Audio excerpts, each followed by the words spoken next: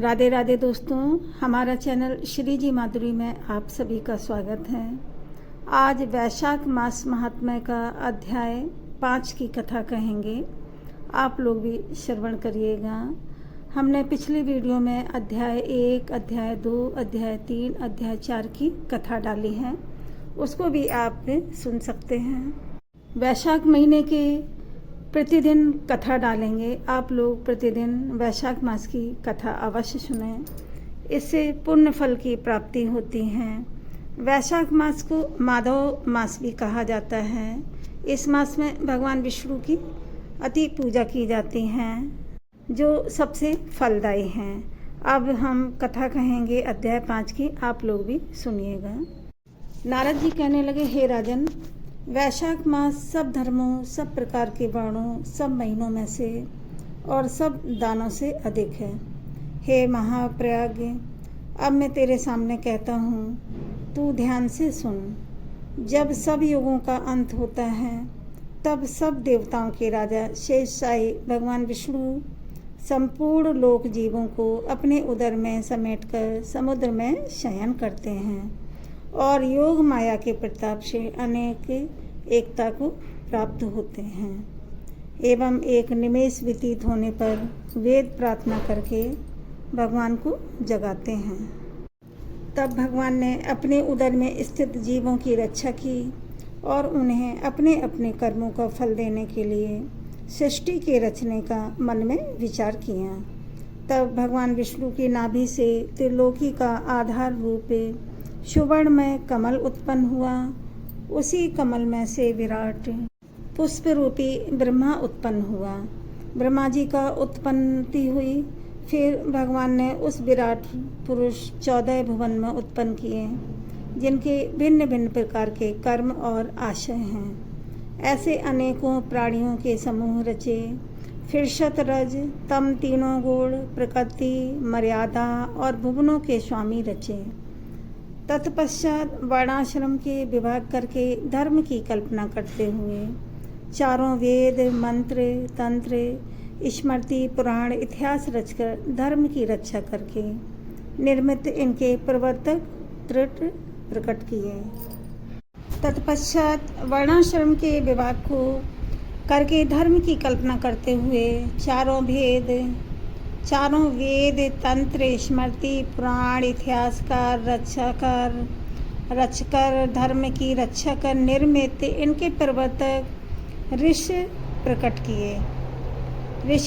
किए। ऋषियों ने अलग अलग वर्णों के अलग अलग धर्म प्रवृत्त किए। उन पर संपूर्ण प्रजा श्रद्धा करने लगी। संपूर्ण प्रजा अपने अपने आश्रमोचित धर्मों में प्रवृत्त हैं या नहीं, यह देखने के लिए साक्षात अविनाशी सर्वांतर्यामी भगवान डर दिखाने और परीक्षा के लिए निर्मित आए।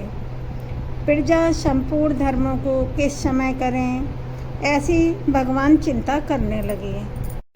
मैंने वर्षा काल का निर्माण किया। इसमें सब प्रजा कीचड़ आदि में फंस गई। कीचड़ में फंस जाने के कारण प्रजा दुखी हो रही है, जिसमें सब धर्मों को नहीं कर सकती। यह देख क्रोध उत्पन्न होता है, मन प्रसन्न नहीं। मेरे देखते कोई दुख नहीं पाए, अतएव उन्हें देखकर शरद काल में सब खेती में लग रहे हैं। इससे पूर्ण रीति से धर्म नहीं कर सकते हैं। कोई पके फल की अपेक्षा कर रहे हैं, कोई वर्षा से पीड़ित हैं, कोई शीत से दुखी हैं, अतएव धर्म नहीं करते हैं। इन्हें देखकर मुझे रोष, क्रोध उत्पन्न होता है।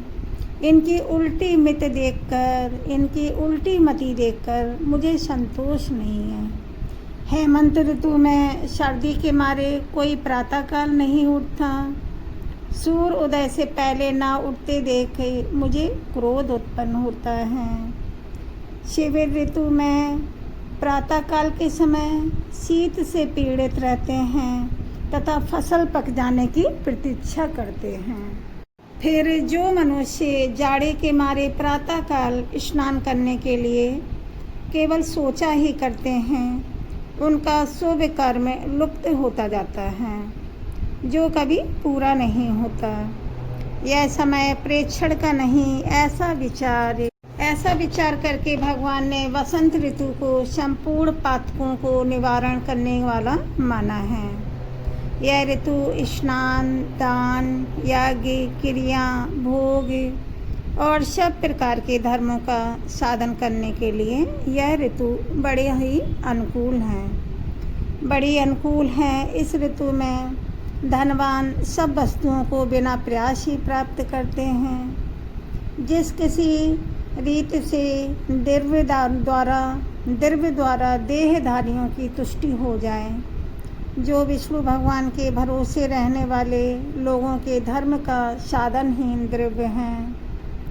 दान योग्य, धर्म योग्य और सब कुछ भोगने योग्य निर्धन, लूले, लंगड़े, व्याकुल और महात्माओं को संपूर्ण द्रव्य और जल आदि सुलभ हैं, इसमें कोई संशय नहीं है।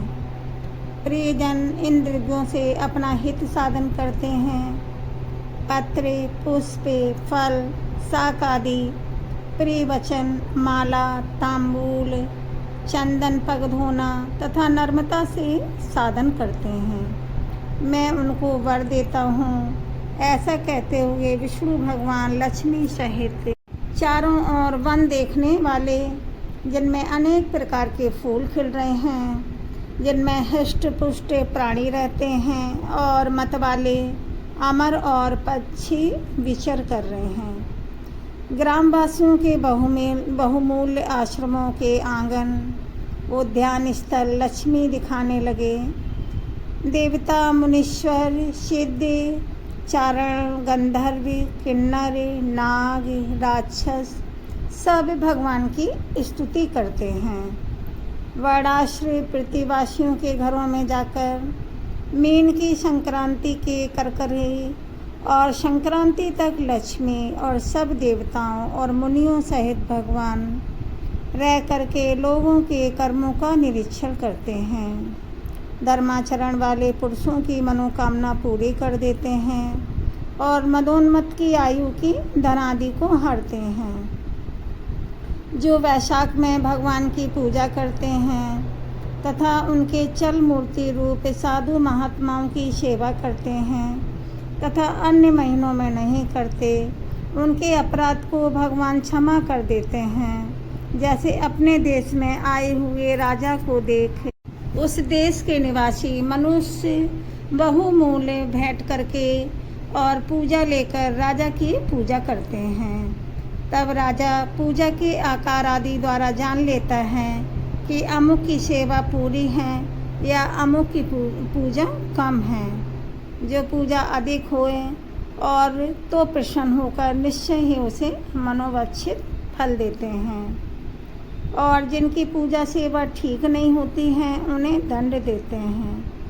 ऐसे ही विष्णु भगवान वैशाख मास में जो अच्छी रीति से पूजा करते हैं उन्हें मनोवांछित फल देते हैं, और जो नहीं करते हैं उनके धन आदि को हर लेते हैं। धर्म के रक्षक देव शरणा पाड़ी विष्णु भगवान इस मास में प्राणी की परीक्षा करते हैं, इसीलिए यह महीना सबसे सर्वोत्तम है।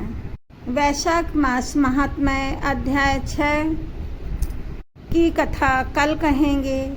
अभी वैशाख मास महात्म्य अध्याय 5 का कथा का समापन हुआ। कल अध्याय 6 की कथा सुने। आप लोग भी ज़रूर सुनिएगा। बोलो विष्णु भगवान लक्ष्मी माता की जय। चैनल को सब्सक्राइब करें, वीडियो को लाइक करें और कमेंट में हरि विष्णु लक्ष्मी अवश्य लिखें। राधे राधे दोस्तों, राधे राधे।